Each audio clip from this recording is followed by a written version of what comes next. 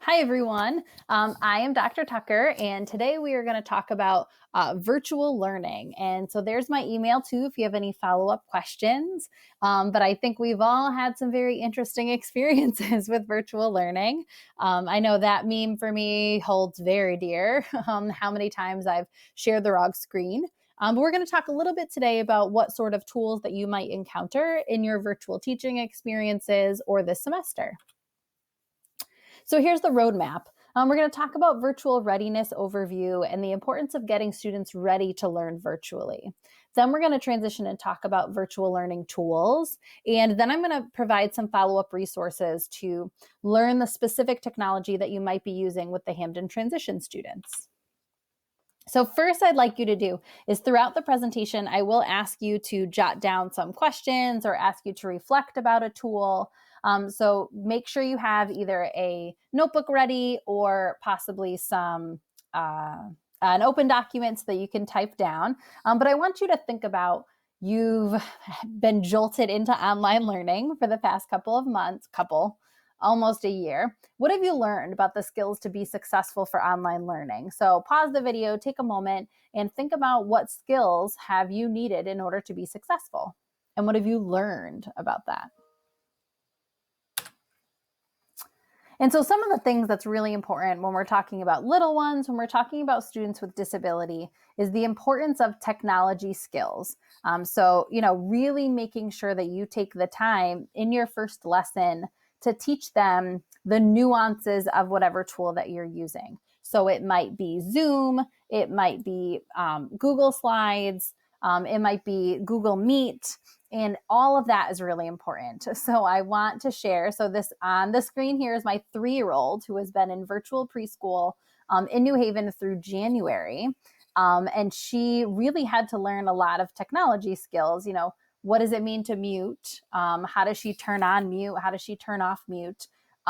We learned about the pinning of her teacher. So as you're preparing your lesson, and if you're embarking on teaching students for the first time, you really want to make sure you not only create that personal connection that we've learned in all of our classes, but really that we then explicitly teach the technology skills that they need in order to access our lesson.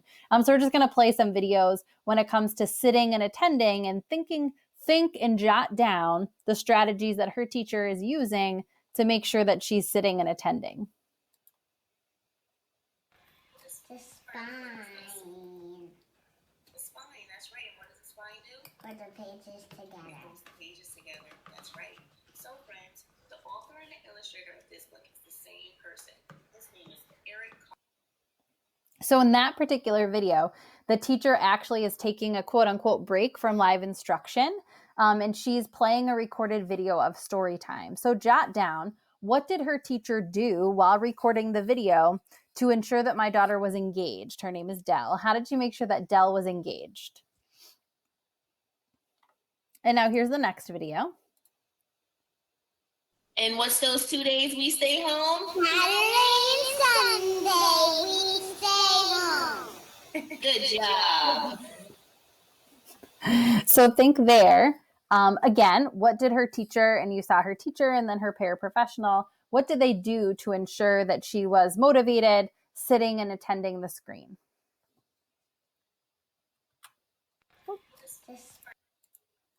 And what's those?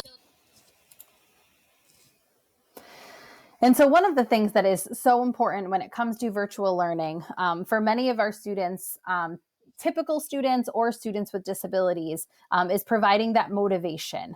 And that's something that, especially if they're working at home and you are working with them virtually, it's vital to increase that motivation. So identify some sort of a reinforcer. What are we working towards? I know my daughter, again, who is 3 and needs more of that motivation, she's working towards a break.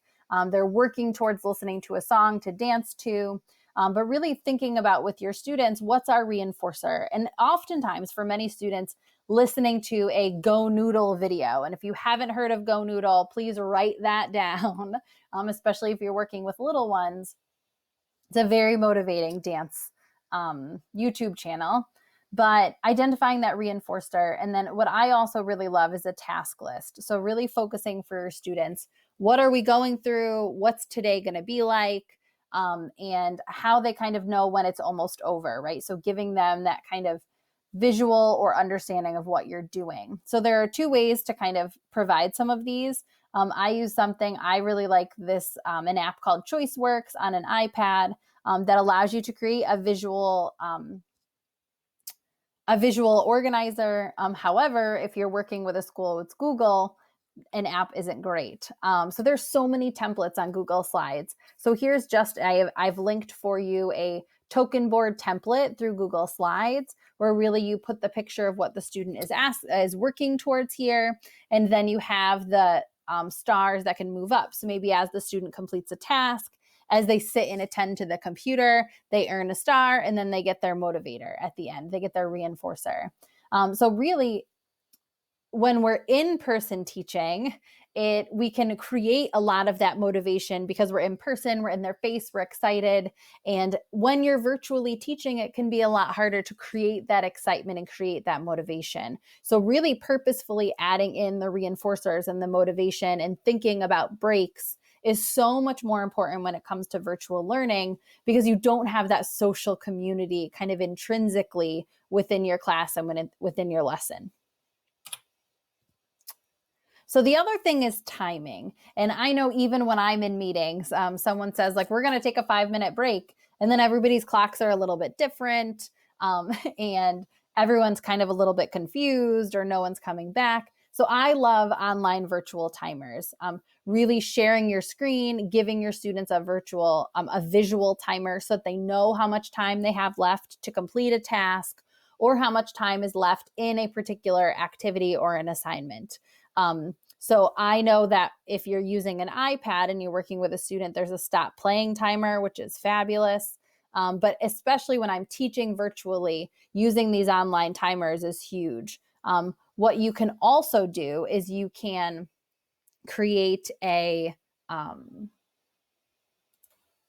I use a lot of YouTube videos. So if you look up on YouTube a 5-minute timer, you can put a video that has a 5-minute timer on it. And that's been really helpful because you can embed that in your Google Slides presentations as well.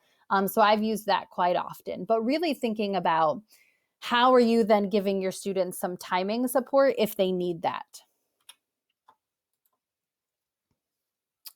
So what's also important to think about is when you're virtual learning, is how are you going to enhance communication, especially if you have parents or if you're working with teachers. Really thinking about, what platforms are you using?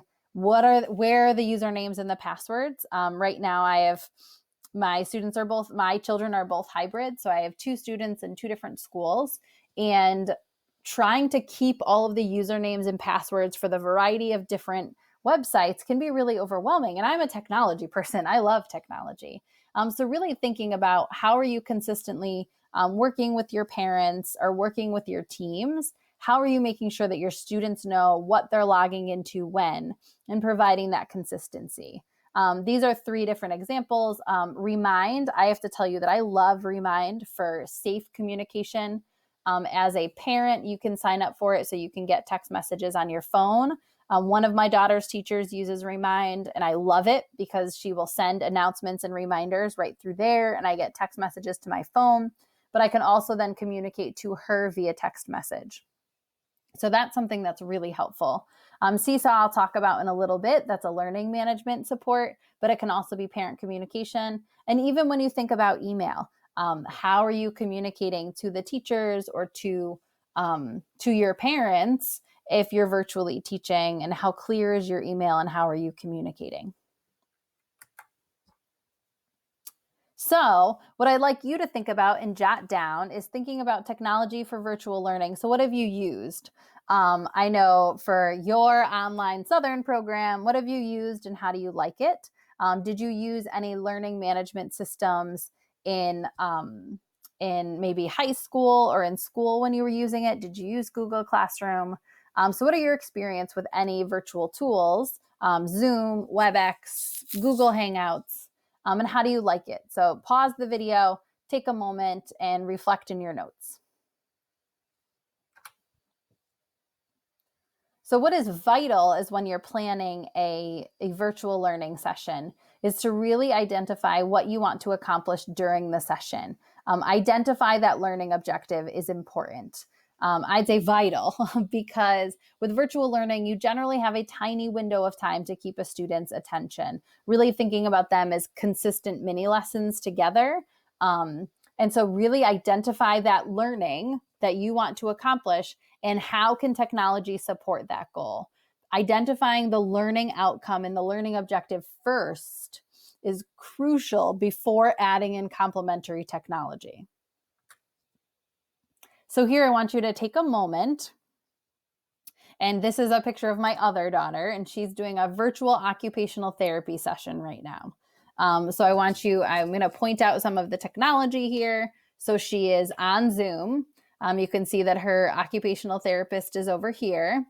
She's copying down words here. And this second camera, the phone that's on my beautiful plastic box stand, is giving a different perspective of her handwriting.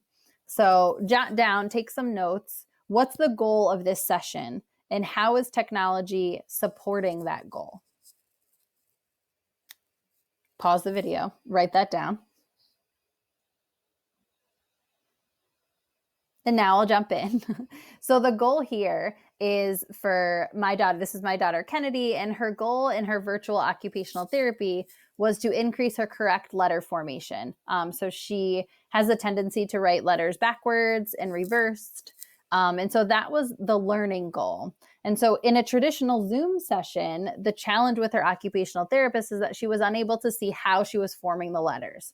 She could see the result or the product that she created, but she couldn't see how she was forming them. So the technology of the second Zoom camera or the phone being used as a second camera allowed the occupational therapist to see how she was actually forming the letters and could provide prompting to correct her letter formation while it was happening.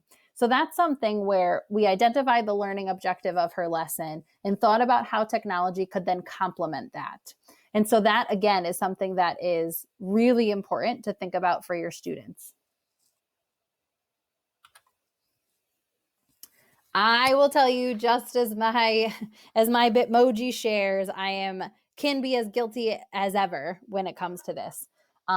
You do want to capitalize on the technology that your students have access to, but you don't want to let technology overrun a session. I'm someone that in the past, and I think I'm still guilty of it sometimes now, I love technology tools and I will then integrate them without really focusing on that learning, especially when you're virtual teaching now and if students are home or even if they're in school. You really want to make sure that every technology integration that you are choosing has a learning, contributes to your learning objective. How is it contributing to student learning? And does it create more of an obstacle than facilitate learning? And identifying that is crucial. So don't get overrun with technology and make the mistake like I have, but really thinking about how do my students log into this tool? What are the steps that I need to walk them through to make sure they log in? And this will be worth it because here's what this tool does for me. And I will outline a variety of tools that you'll be exposed to, you might be exposed to in a moment. So now we're going to talk about synchronous tools. So these are tools that can be used if you have a live face-to-face session and you want to work synchronously with a student. And so the first one is Zoom. I would say that this is probably the most popular for many schools. What I love for Zoom, and one of the things that I use a lot when I'm working with students, is you can actually create a custom waiting room message and visual. So for me, I had my expectations on my waiting room. So, including, making sure you're in a safe learning space where you have enough space or it's quiet enough, you have a good learning environment, keep yourself muted until called on. So you really want to you can have the opportunity to write out your behavioral expectations for students while they're in the waiting room. With Zoom, you can screen share, you can have a virtual background, which is really nice because you can actually use that as an instructional support. So if I were to change my virtual background and maybe have a visual of what we were talking about, it can really help to stimulate the learning. Or if we're talking about biomes and my virtual background is now the rainforest, you can really add that motivation. So thinking creatively about the built-in features of a tool can really enhance your virtual learning. The whiteboard option is fabulous. So that picture up here, you can turn on the whiteboard and you can enable it so that anyone in the meeting can access the whiteboard at the same time. So multiple users you can see, and I think you can see it up there. You can actually have like a name label next to that so you can know who's adding what. And you can save the whiteboard material as well. You can also have remote control. So this, if you're working individually with a student, this is very powerful. My daughter has used this quite a bit, where you can give control of your computer to someone else. So if you're working on a website, breakout rooms and polling are both awesome options, all built into Zoom. What has your experience been? So if you've used Zoom in your classes here at Southern, what do you like about Zoom? What do you dislike about Zoom? So pause the video and take a moment and write a little bit about that. Google Meet, depending on the school district that you might be working in, Google Meet is probably one of the most popular when it comes to K-12.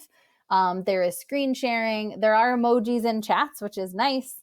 And there are breakout rooms. So many of the synchronous tools have really upped their game to try and compete with the most popular. So Google Meet is nice. One of the things that I love about Google Meet is that you do have closed captions. So if you are working with a student with a hearing impairment, or for some students who just have some difficulty with processing language, there is a lot of benefit of having those built-in captions. So here's a link here so you can go on the website or my presentation after, and there's a huge virtual teaching site through Google where they really outline how their platforms can facilitate virtual teaching. Google Jamboard. I would say that this is an underutilized portion of Google Suites. So you can click on that link in the presentation when you are going through it and looking at it, and you can just try out the digital whiteboard. It is what it is. It is exactly what it says it is. It's a digital whiteboard for cloud collaboration. So you can have students kind of join, brainstorm. There's a video here to learn more about Google Jamboard, but it's a very popular tool right now for virtual learning because it's like you have all your students working on one more free-form platform versus Google Docs is, a word processor, and Google Slides has some limitations. So this truly is like a whiteboard that you can share virtual collaborations. Oops. In this video, Pear Deck, I'd say, is one of my favorites. And this is something that you'll most likely, I think, be working with your Hamden transition students on. Pear Deck is an add-on to Google Slides, which allows you to embed interactive questions in your presentation. You can use them for formative assessments as well. So at the end of your session, you will have a dashboard of your students' progress, how they responded within your session and their engagement. So did they answer all the questions or not? They are teacher-led notes. So what I love is that once your student joins your Pear Deck, as you advance the slides, it advances on their device. So it is a really nice tool for synchronous. And they have also added an option for student-led as well. So it can be asynchronous. So if you have had experience with Pear Deck in your classes, some of you might have, some of you might not, jot down and share your experiences. You can just write, haven't used Pear Deck in my classes, or if you have, did you like it? Did you not like it? And what are your thoughts about using it for virtual learning? So pause the video, jot that down. This is a very simple tool, but I really like it for synchronous work, specifically because it allows for students to be anonymous. So this is an interactive whiteboard. There is no login. All the students need is a class code. But what it does for each student is that on their screen, they see the teacher's whiteboard and they have their blank whiteboard. So I can ask my students, okay, everybody, what's 2 + 4? And so my students will write or draw on their whiteboard, their virtual whiteboard, 2 + 4. And I might see some students write 5. So this is my class dashboard here. So I can see each of my students' whiteboard. and maybe chat them or provide feedback, but they can't see each other's. So it's a really nice way to get some formative feedback about your students' learning. And it allows them to take risks, right? Because sometimes in virtual learning, I might be nervous to broadcast to everybody if I'm not really sure the answer. And Whiteboard Fi allows you to create an avenue where they can individually do it. And it's very simple. You can simulate that with individual Google Jamboards or individual Google Docs, but this makes it a lot easier for you as a teacher to set that up. So now we're going to talk about asynchronous tools. So all of those tools are really perfect for when you're working live with students or with a student virtually. And now we're going to talk about some of the asynchronous tools. So if you're kind of assigning work outside of a live meeting. I'm using today Screencastify. I would say that this is probably my favorite screencasting extension. I primarily work in Google, so it allows for screen recording. There are annotating options, so I can draw on the screen if I would like to as I'm recording. I can change the color if I would like while I'm recording. It allows me to then edit as well. So I can edit my work if I want to, which is really nice. Let me erase my screen annotation. I can edit my clips as well. It has a built-in editor. So if I need to trim a portion of it, I can do that. And there's this floating head, which you see for me right here. So you have the options to kind of build that in, which is really fabulous. There are lots of other screen recording. I just kind of shared that one. Loom is very popular, so I don't have them all listed here. I just kind of curated a couple of tools, but there are many different screen recording options for you out there. Seesaw is another great kind of like a learning management system. I would say that this is very popular for primary grades. My first grader uses this. Think of it as Google Classroom, if you're familiar, for younger grades. It's a content and assignment delivery platform. It is easier, as I mentioned on the slide, than Google Classroom. You can link to outside content, so you can link to different websites.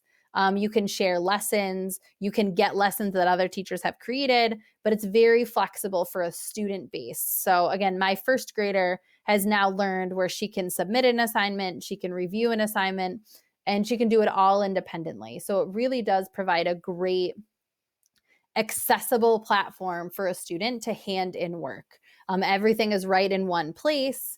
It allows a student to type, they can speak, they can record an audio, they can add pictures, they can draw. It really is a fabulous platform. Boom cards are another big tool that are being utilized in classrooms right now. They provide very quick and easy interactive practice. And it also provides data collection. There are a couple of different ways to assign boom cards. It does have a learning curve. I would say that this platform isn't the most intuitive to get started, so it might take a little bit of maneuvering for you to kind of learn this particular tool and support, but it's well worth it. As I mentioned, it has data collection, so you can see exactly what questions your students got right or got wrong. And then provide direct instruction based on that challenge. But it has click and drag options, so the students can click from one portion and drag it to another. There's multiple choice, there's fill in the blanks, and it's corrective. So it will tell the student, nope, you got that one wrong, and reinforce it to get the right answer. So it really is a very flexible platform. And I'd say that specifically for our students with more challenges, or a lot of speech and language pathologists are using boom cards. In the full version, you can embed audio. So there's a lot of flexibility within this particular platform. It also does have a built-in kind of commerce where you can buy decks and sell decks. So as you create them, so there's a nice learning community built into boom cards. So you can download free decks and edit them if you need to. Or you can sell the decks that you've created for your students. So it has kind of created its own little community. So this is a video that I'd like you to watch. that really just outlines all of the different aspects of boom cards. This is something that the Hamden Transition Academy students are working towards, and the team is working towards using boom cards as a source of practice for their students. Oops.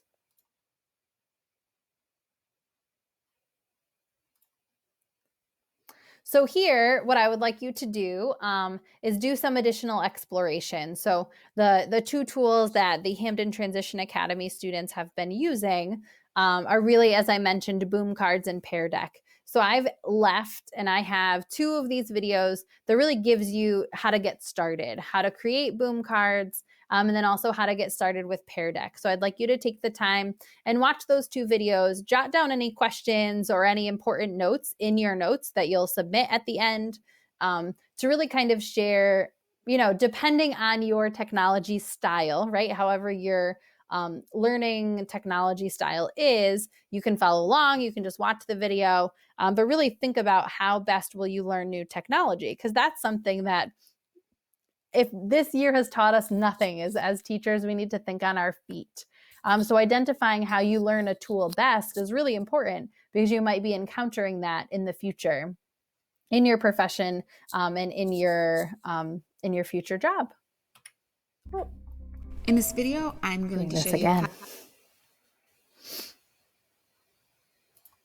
So what I also have here, if you aren't a huge video person, here are some more boom card resources. I would say that I believe Pear Deck is much more intuitive. I think that one, kind of creating an activity, there's a lot of built-in templates. That one I think is rather intuitive. Boom card, as I mentioned, has a little bit more of a learning curve. So these are some blogs and some articles on adding decks to a library, assigning decks to students, and data collection. And I encourage you to do some outside research as well, as to, learning the tool, logging in, playing around with it, to really kind of help with your kind of understanding of the platform. So please let me know if you have any questions. I am so excited that I had the opportunity to share some of this information with you. So I appreciate Dr. Terpstra and Dr. Way for giving me the opportunity. So I hope, and as technology does change rapidly, there might be some new tools that teachers and schools are using even already. But really thinking about you as a future teacher, how do you learn technology? What is your comfort level? And then how do you then move forward in this ever-changing world? So if you have any questions, I inserted my email as well. But yes, thank you so much for the opportunity. Please don't forget to jot down any of your reflections. And so your final kind of parting reflection that I'd like you to share in your notes is, what do you think would be the biggest challenge for you virtually teaching? It might be engaging with a student over the screen. It might be learning new technology tools, if that's a little bit of a challenge for you. So jot down what your biggest challenge is, or what you're worried about in virtually teaching. And then I want you to think about one action step that you can do to overcome that worry or that challenge.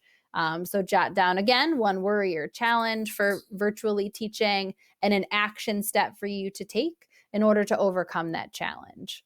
Thank you so much for your time. I appreciate it.